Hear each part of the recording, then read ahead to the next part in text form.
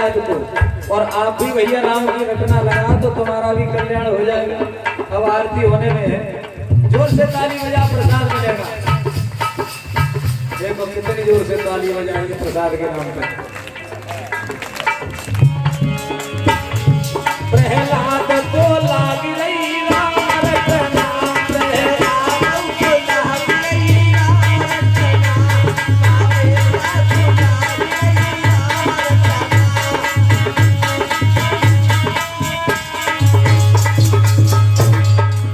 जब प्रहलाद खम्मा से आए,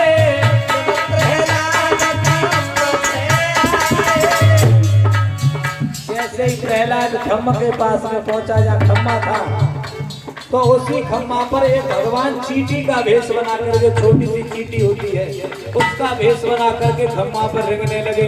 अब प्रहलाद को विश्वास हो गया, बारे भगवान जब ये चींटी नहीं जल रही है तो मैं कैसे जल जाऊंगा, मैं तो इतना बड़ा हूँ। तो साक्षात भगवान चींटी का भेष बना करके भी आ गए।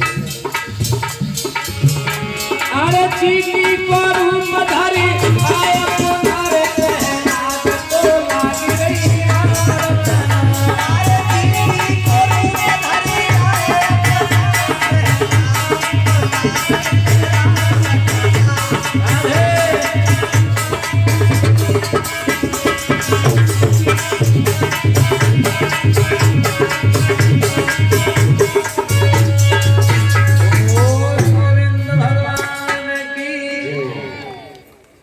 जब देखा, जा करके कोलिया भर ली और नारायण नारायण करके अपने पिता से बोला, पिताजी नारायण। अब तक कोलिया भर ली मैंने खम्मा की, कुछ नहीं हुआ, मुझे देख लो। ओहो, हिरण्यकश्यप कहने लगा, वाह इसका भगवान इसकी रक्षा कर रहा है। अब तो गदा ले ली हाथ में और कहने लगा, प्रहलाद पिताजी, तेरा भगवान तेरी हर जगह पे रक्षा कर रहा है, ये बता तेरा भगवान रहता कहाँ है, आज उसे ही मारूंगा। पिताजी हाँ तुम्हें नहीं पता है, क्योंकि तुम्हारी सेकंड हैंड हो बड़ी है। बताएं कहाँ है? मेरा भगवान पेड़ में है, पौधे में है, पशु में है, पक्षी में है, आकाश में है, पृथ्वी में है, और इस खम्भे में भी है।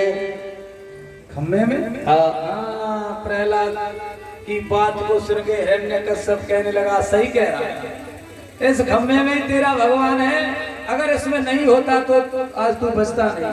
और गदा लेकर के भारी जो वजन वाली थी और उठा करके जैसे ही खम्भा में मारी, और खम्भा एकदम से चरचरा करके फटा, और उसमें से भगवान नरसिंह का अवतार हुआ। बोलिए नरसिंह भगवान की। नरसिंह भगवान आधा शरीर शेर का और आधा शरीर मनुष्य का था, और जीव लपलपा रही है, बड़े बड़े नाखून, आधा शरीर जो ऊपर का है वो शेर का बना हुआ है और नीचे मनुष्य का शरीर है। और जैसे हिरण्यकश्यप ने देखा, ये कौन सी व्याधा निकल आई भैया, एक नहीं, अरे ऐसा तो मैं पहली बार देख रहा हूँ कि भगवान ने दो तरह का बनाया हो, ये तो कोई भूत व्याधा है क्या है ये। अब पहली बार हिरण्यकश्यप डरा और भागने लगा, तो भगवान ने उसे पकड़ लिया और जा करके एक देहरी थी मेन दरवाजा, उस पर ले जाकर अपने घोटनों पर बिठा लिया, घुटनों पर।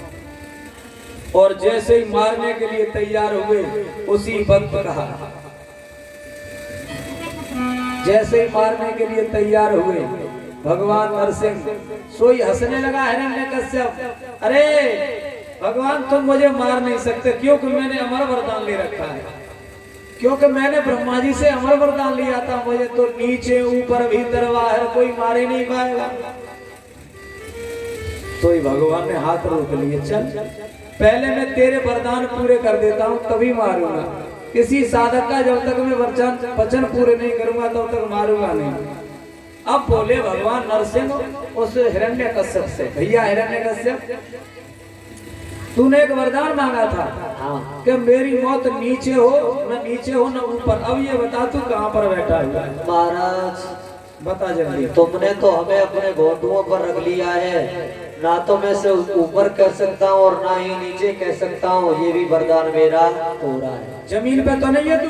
नहीं। तो इसका मतलब नीचे नहीं है। हाँ। और ना ऊपर है, क्योंकि मेरे घुटनों पर रखा हुआ है, तो ये वरदान तो पूरा हुआ। हाँ, पूरा। और तू बीच में रख के हुआ, बीच का वरदान तो तुमने मांगा था नहीं मांगा था ना। ठीक है, ये वरदान पूरा हुआ।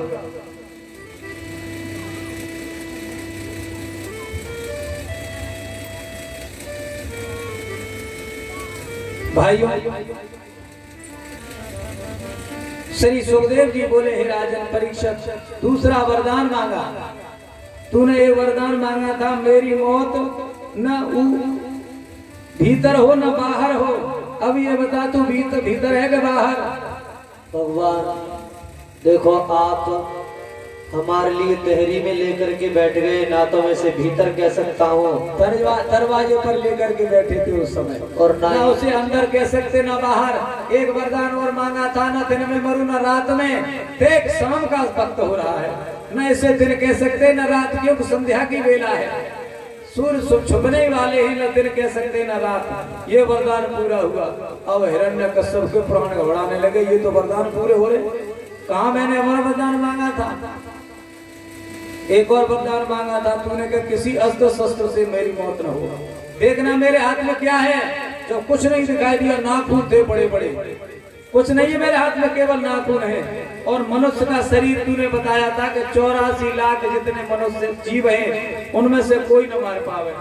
तो ब्रह्मा जी ने मेरी तरह कोई और भी बनाया है? तो हिरण्यकश्यप कहने लगा, ऐसा तो कोई नहीं बनाया जो दो तरह का हो। दो तरह का कोई नहीं बनाया। तो वरदान अब धीरे धीरे सब पूरे होते जा रहे हैं। अवयत नक्षत्र बनाया 28वां। इस नक्षत्र का ये विधान बताया गया है कि इस ये नक्षत्र ज्योतिष के हिसाब से हर महीने की ये 24 घड़ी के लिए गुप्त रूप से आता है, हर महीने में। और ऐसा बताया गया है इसमें कि इसी नक्षत्र में किसी बच्चे का जन्म हो जाए तो आगे चल के राजा बनता है। बोल गोविंद भगवान की। उस नक्षत्र में हिरण्यकश्यप को भगवान विष्णु ने मारा है। पूरे वरदान पूरे करने के बाद कहा, तुरंत ये अपने अपने बड़े बड़े नाखूनों से एकदम से उसके पेट को बिदीड़ करना शुरू कर दिया। जैसे ही पेट में नाखून ठास दिए, और तो जैसे ही फाड़ के उधर उधर पेट को उधेड़ने लगे भगवान। प्रहलाद पास में खड़ा था, रोने लगा।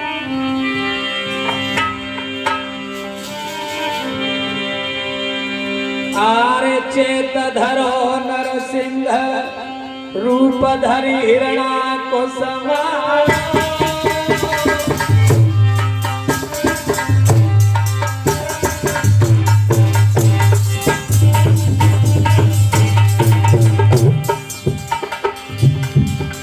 चेत धरो नरसिंह, रूप धरि हिरणा को समान।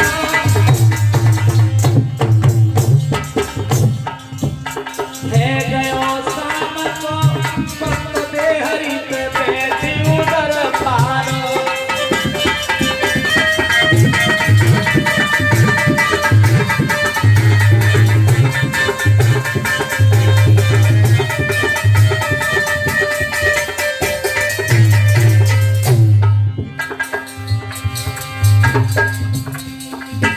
प्रहलाद पास में खड़ा था, फूट फूट करके रोने लगा।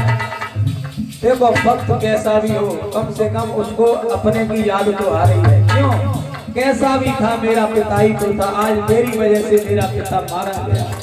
आज प्रहलाद फूट फूट करके रो रहा है, मैंने कितना गलत किया, मैं अपने पिता का दुश्मन बन गया, मेरी वजह से आज मेरा पिता मारा गया। वक्त पर अपने की अपने को अवश्य ही याद आती है।